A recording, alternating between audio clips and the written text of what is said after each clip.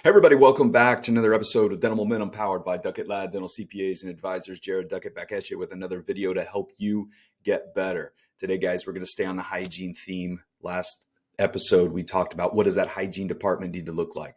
How many hygienists, how many hygiene hours compared to doctor hours, how much they need to, the hygienists need to producing, that sort of thing.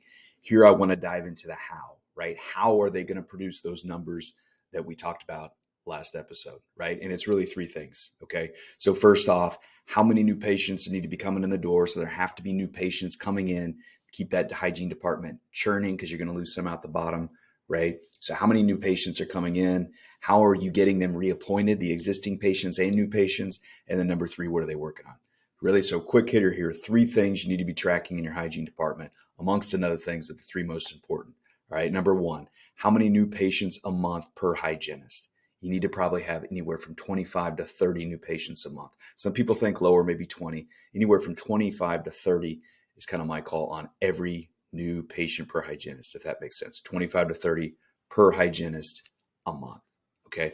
And then the reappointment, this is key, right? Because think about it, new patients are coming in the door. If you're not getting them reappointed, then they're not on the schedule, and then you're going to have to recall, and the percentages on the recall are a lot lower than a reappointment, right?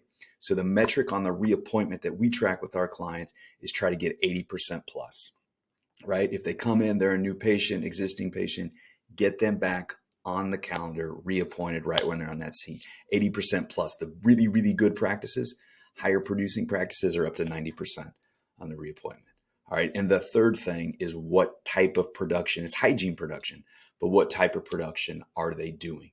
And the key metric there is higher, I'm going to say higher end services, which is around 20% or so of that hygiene production needs to be on, not just cleanings, right? So it could be the new patients exams we talked about. It could be SRPs, the scaling and root planing. It could be night guards. It could be sealants. It could be that sort of thing that's not just the typical prophies, right? Not just the typical cleanings, all right? So 20% or more of the production in the hygiene department, if it's that's going to push you up about the product to get to those production numbers we talked about last week. So go track those three things if you're not already. How many new patients, what the reappointment is, and what they are working on, meaning the hygiene department, if that makes sense. So guys, go track that. It's going to make your hygiene department better.